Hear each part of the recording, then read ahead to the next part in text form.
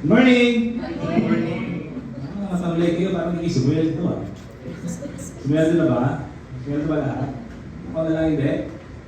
Amen. Tayo po ay nasa series break pa rin. Tingnan niyo ba yung mga katabi nyo? Right? I see new faces. Welcome po sa Every Nation Dieta. Kagaya po nung sinabi natin, service lead. Kung kayo po ay uwi ng Pilipinas, we're also known as Victory Church. I hope and pray na meron pong Victory Church malapit sa inyong tahanan sa Pilipinas. So now, tayo mag-block. Amen. So, nagulat po ako. No? Expected ko po kasi si Kuya Alfred yung tatay dito eh. It's a prank, sabi ni Pastor. It's a prank, ikaw ulit. Amen. So, right now, kagaya na sinabi na ating service lead, mamaya po meron mo tayong gathering para sa ating mga marites. Right? Yung mga marites dyan, may magtitipon kayo mamaya. Amen. So right now, we're talking about a woman. Siya po ay just like any other, no? Just like all of us are looking for a true love. Amen. Kung ikaw ay married na nakita mo na yung true love mo, tama ba? Parang ngayon mag-agree ng mga lalaki yan. Parang question mark pa, true love ko ba to? Amen. So right now, sabi dito, ang pag-uusapan natin ay isang tungkol sa isang babae na naghahanap ng true love. Right? Mga babae, mga inlove ba sa inyo? May mga single pa bang ladies dito? Ruth, are you still single? Single and ready to? Okay. Single na po si Ruth. In-announce eh. Baka meron ako dyan may 20 million. Si Yulo pala yun. Nakapag-comment na ba lahat sa love life ni Yulo? Grabe, no? Daming epektado. So, can we all stand as we read the Word of God? Hallelujah. Medyo mahaba ako yung verse mo natin. So, chapter 4, verse 1 to 30. Tayo po sabay-sabay na basahin. Now, when Jesus learned that the Pharisees had heard that Jesus was making baptized as one disciples of John, although Jesus himself did not baptize, only his disciples, he left Judea and departed for Galilee, and he passed through Samaria. So he went down to Samaria near the field of Joseph. So Jesus received sitting beside the well. It was about the sixth hour. A woman from Samaria came to draw water. Jesus said to her, "Give me a drink," for his disciples had gone away to the city to buy food. Samaritan woman said to him, "How shall I get you that you ask for a drink from me, a woman of Samaria?" For Jews have no dealings with Samaritans. Jesus answered her, "If you knew the gift of God, and who is this that is saying to you, 'Give me a drink,' you would have asked him, and he would have given you living water." The woman said to him, "Sir, you have nothing to draw water with. The well is deep. Where do you get that living water? Are you greater than our father Jacob? He gave us the well and drank from it himself, as did his sons and his livestock." Jesus said to her, "Everyone who drinks of this water will be thirsty again. But whoever drinks of the water that I will give you will never be thirsty again. The water that I will give you will become in him a spring of water that will eternal life." The woman said to him, "Sir, give me this water, so that I will not be thirsty or have to come here to draw water." Jesus said to her, "Go, call your husband and come here."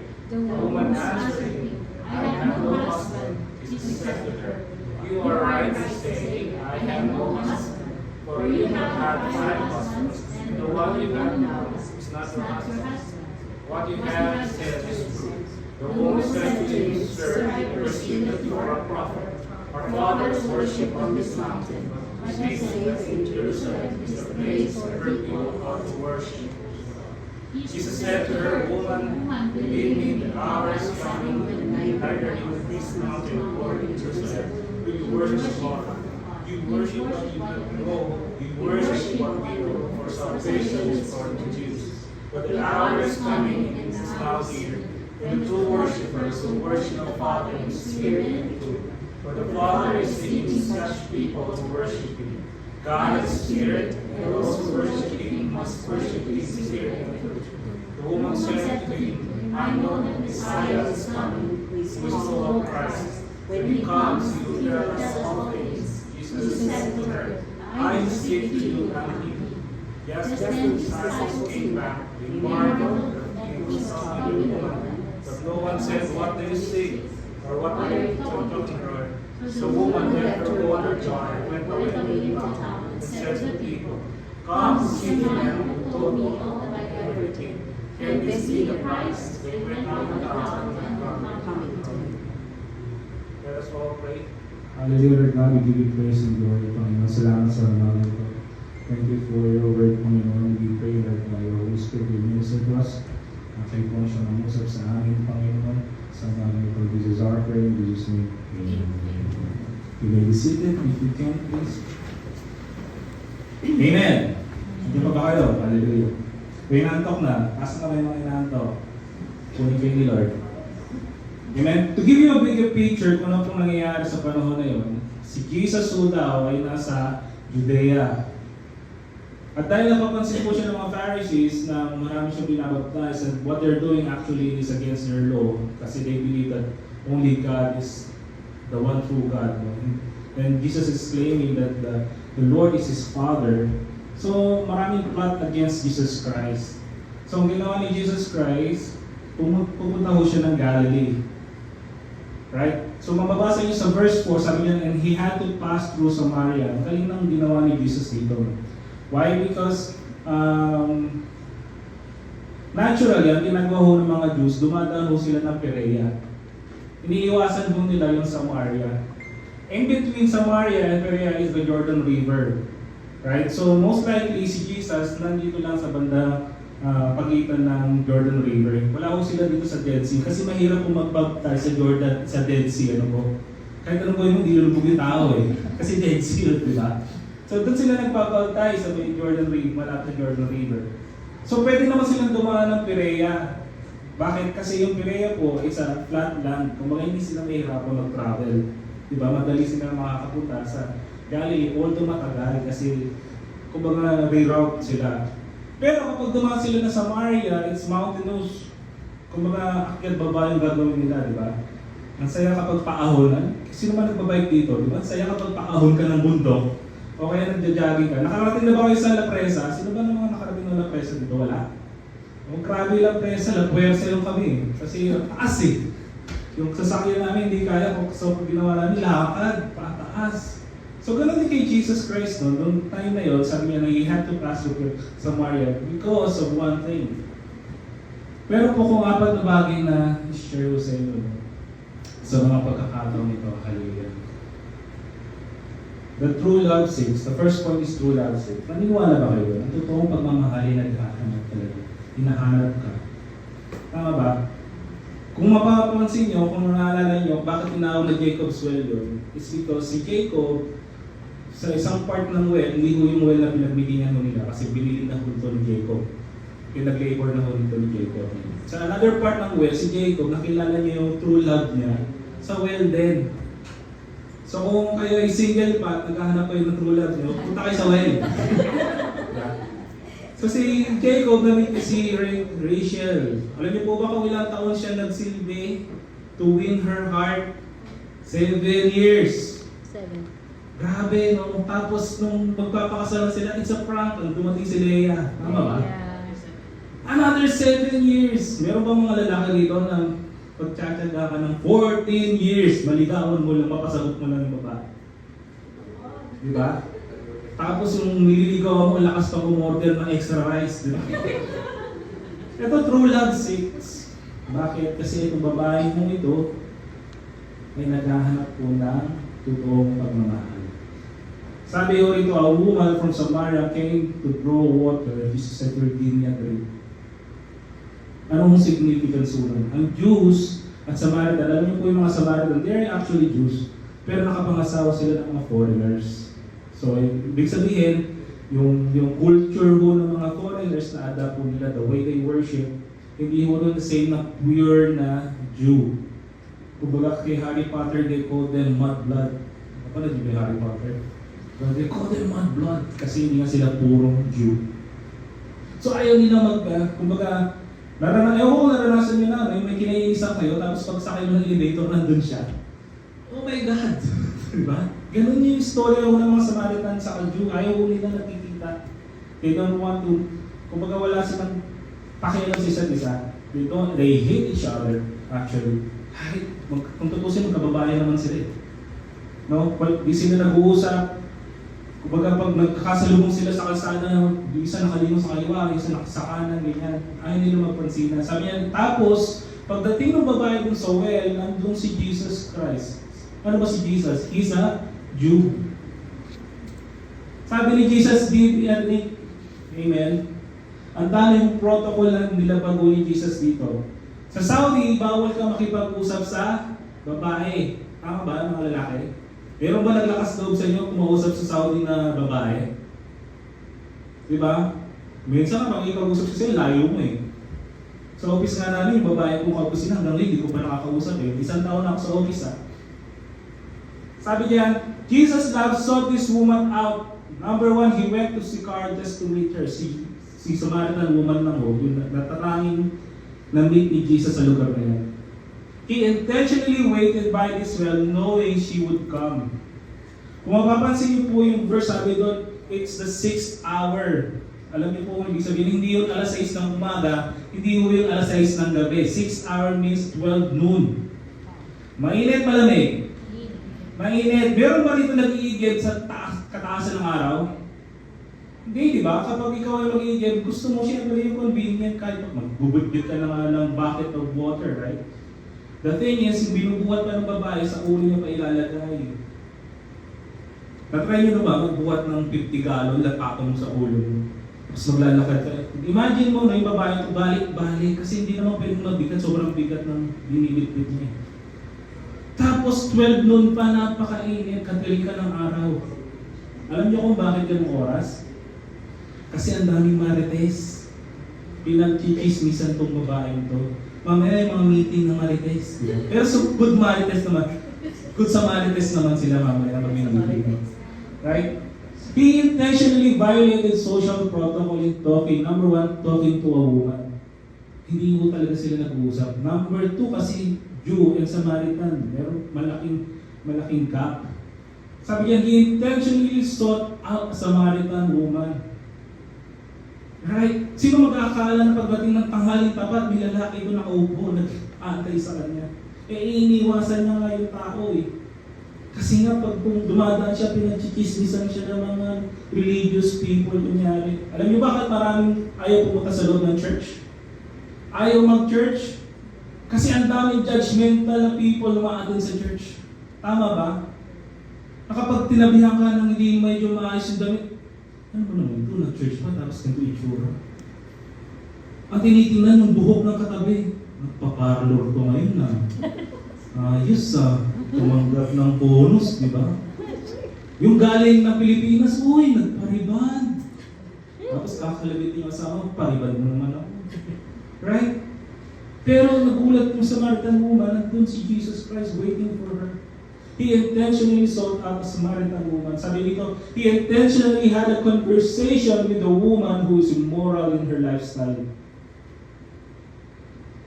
Amen? Bakit kasi sabi ni Jesus sila yung asan ang asawa mo, di ba? Sabi niya, 5 na naging ka-relationship mo. That is not normal in their culture. Ngayon, sa panahon natin ngayon, pinagyayabang pa yung body count nila. Ilan na yung naka-relation? 20. Grabe, no? Ilang taon ka na? 18 years old. 18 years old, 20 yung body count mo. Imagine. Bakit? Kasi wala nang shame. Mga tao ngayon, wala nang shame. Right? They are proud pa. Amen po ba? Here's the verse sabi, you did not choose me, but I chose you and appointed you. Amen. God wants to have a relationship with mankind. That is why His love is true love. Hallelujah. Hindi tayo yung nag-seek sa Lord. Yung isip mo, hindi, ako yung nagkaroon ng hunger para sa Panginoon. No. Si Jesus po ang humanap sa bawat isa sa atin. Amen. Amen. Lahat po tayo ito mayroong immorality na ginawa sa buhay natin. Tama, mali? Agree? Right? Yung nag-cutting classes ka, immoral na yun. Tama ba? Right? Kasi sinira mo yung trust ng parents mo, nag-cutting classes ka eh. Yung nag-cheat ka ng exam mo. Di ba? Lahat tayo may mga kasalanan ginawa. Tama po ba? Yung umuubos ka ng 5 packs ng sigarilyo isang araw. Tama ba yun? Yung pagsalitaan mo lang, umusok na yung bibig mo. Di ba? Parang tambutso. Right? Bakit sabi ng Lord, ikaw ay templo ng Diyos? Pero God wants to have a relationship with mankind. Imagine, yung babaeng yun, hindi niya na-expect na si Jesus nandoon. Right? I believe na tayo yung namit ng Panginoon sa panahon na hindi natin inaasahan. Amen? Amen? Number 2, true love gives. Ito yung gustong-gusto ng asawa ko, true love gives. Amen? Sa mga babae, true love gives. Sabi mo, ano ko, bilhin mo ko ng ganito.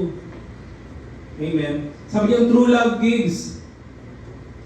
Sabi ni Jesus answered her, if you know the gift of God and who is the same to you, give me a drink, you will ask him and he would have given you the water, you living water.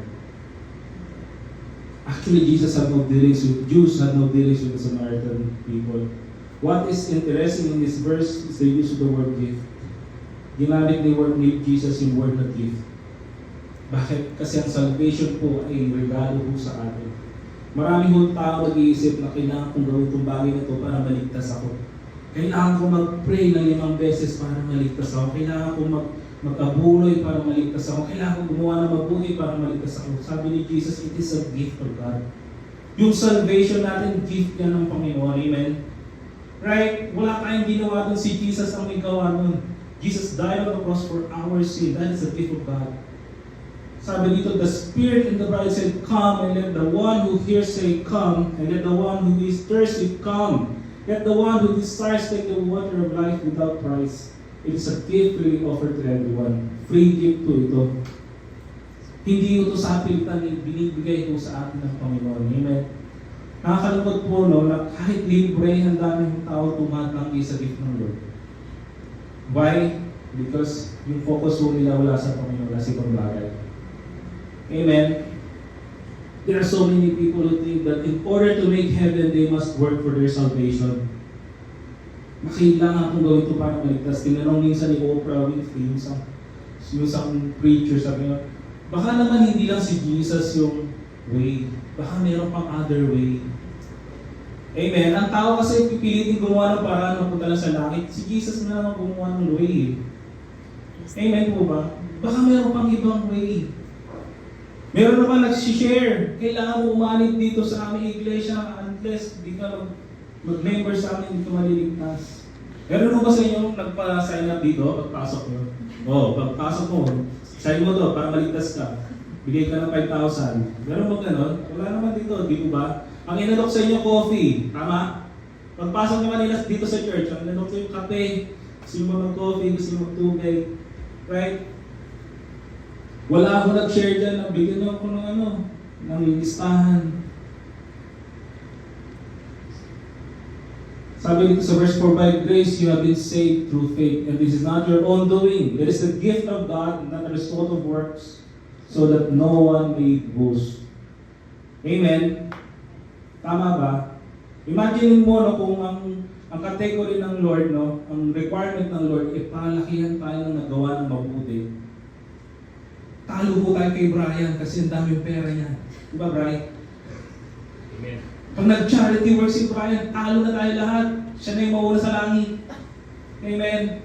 Sabi dito, the gift of God, not a result of works, so that no one may boast. Walang makakapagyabang na mas ma-holy ako kaysa sa inyo. Hindi ako nandito sa harapan nyo kasi mas holy ako sa inyo. No. It is the gift of God. Amen. Jesus reached out His hand with a gift. He says, I have what you need. He said, I have a gift for you. Yung hinahanap-hanap mong joy, yung hinahanap-hanap mong kapayapaan na kay Kristo lang. Amen po ba? Amen. Nandiyan ka ba? Amen. Right? Sabi dito sa verse 15, the woman said to him, Sir, give me this water so that I will not be thirsty or have to come here to draw water. Hindi niya naiintindihan yung share ni Jesus Christ na living water. Bakit sabi, bigyan mo nga ako nito para hindi na ako babalik. Ang tao ho, gagawin ang lahat ng bagay masatisfy lang yung needs niya. Tama po ba? Gagawin niya na, bibili na sasakyan, sasabihin na, kapag nabili ko itong cellphone na ito, masaya na ako. Sabi niyo ba yun sa sarili niyo? Pag nabili ko yung iPhone 13 pa, o iPhone 1, di ba? Masaya na ako. Lumabas na yung 15. Bibili na ako ulit, iPhone 15. Wala akong pambili. Benta ko muna yung kidney ko.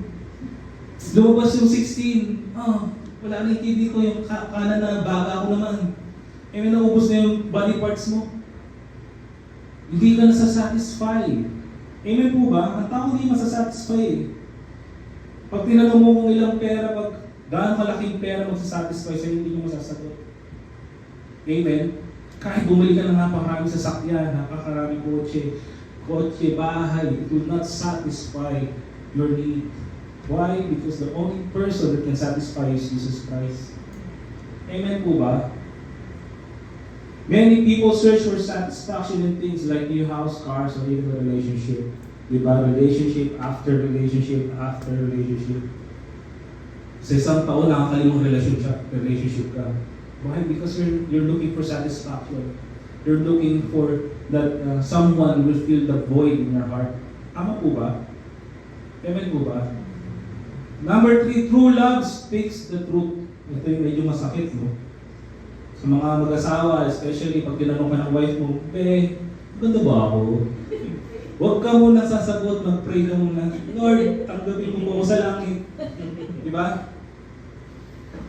Pag tinanong ka ng asawa mo, maganda ba ako? Of course. Lord, forgive me. Ganun ba tayo mga lalaki? Siyempre, pag sinabi mo tinanong ka ng asawa mo, maganda, of course, maganda ka. By the grace of God. Diba? Lagi ni. I mean, the woman said to him, "Sir, give me this water so that you will not be thirsty. I want to come here to draw water." Medyo magulo yung sinabi ni Jesus, sinagot ni Jesus Christ. Sabi niya, "Go, call your husband and come here." Look at the word "come here." Balik ka dito. Diba? Sabi ni Jesus, "Go, call your husband and come here." Ang sagot ng babae, I have no husband. Itong babaeng hong ito ay very expert na sa pagsisinungaling, kumbaga, because of her guilt and shame. Sanay na kasi siyang ginajudge ng tao eh. Sanay na kasi siyang sinasabihan ng hindi maganda. So medyo defensive na ho siya. I have no husband. Totoo naman yung sinabi niya, I have no husband, kasi yung kinakasama niya, hindi rin niya asawa. Sabi ni Jesus, you are right in saying, I have no husband, for you have 5 husbands. And the one you have now, the one you now have is not your husband. What you said is true. Amen. Si Jesus po, alam niya lahat ng detalye sa buhay po natin. Tama po ba? Yung kaliit-liit ng kasalanan natin, alam po ng Panginoon. Amen. Ang sinasabi po ni Jesus, alam po yung sitwasyon mo, pero mahal pa rin kita.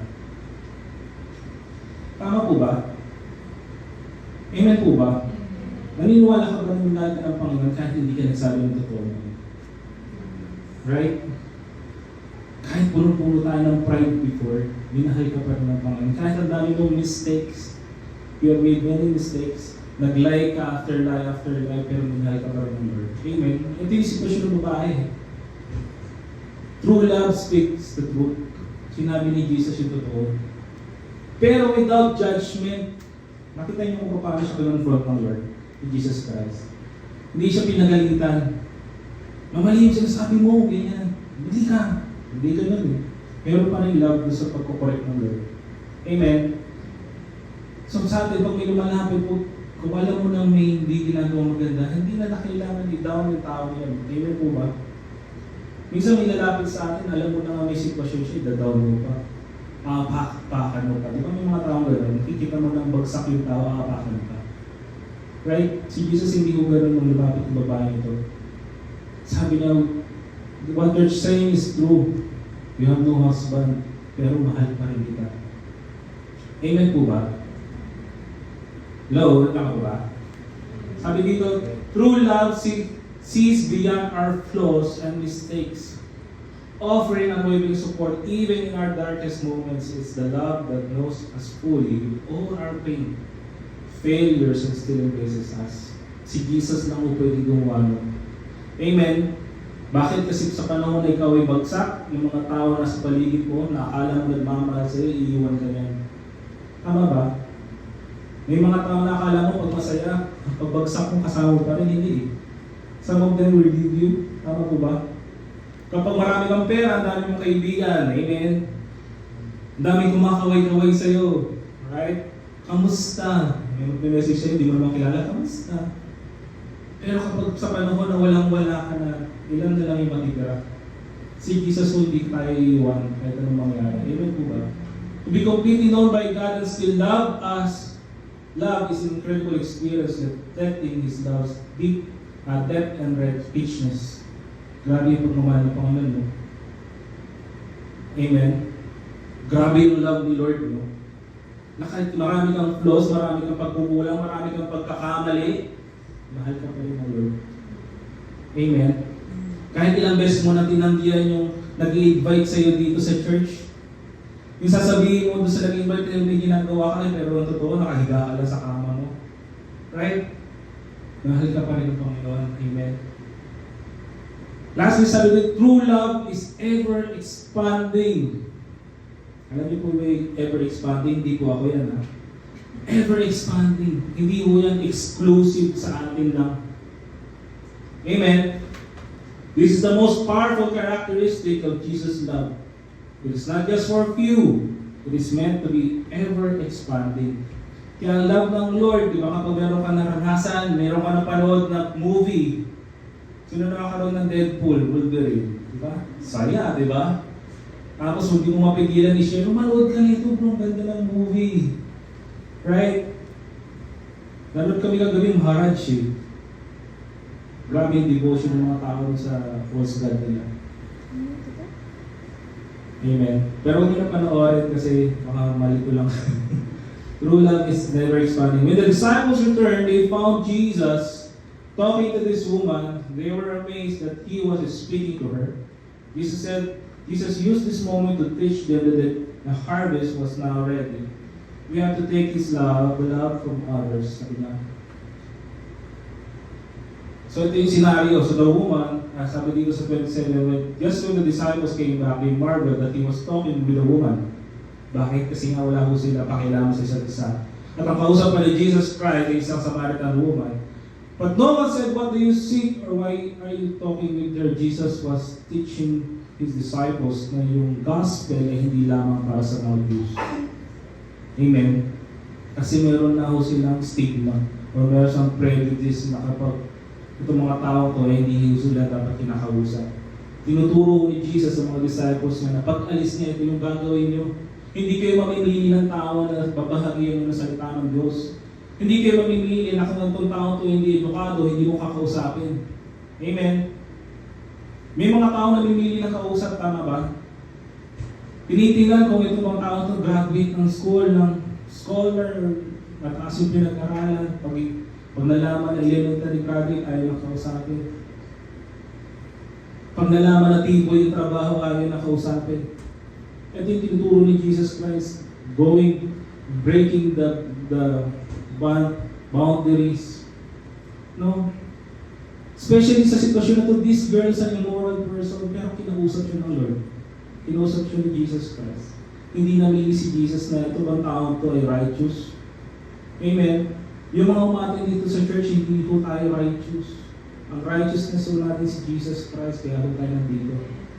Amen. So the woman left her water jar and went away into town and said to the people, come see a man who told me all that I ever did. Can this be the Christ? They went out of town and were coming to Him. Notice yung sinabi ni ng Samaritan woman, come see a man who will tell all that I ever did. Napaka-genuine nung invitation mo ng Samaritan woman, di ba?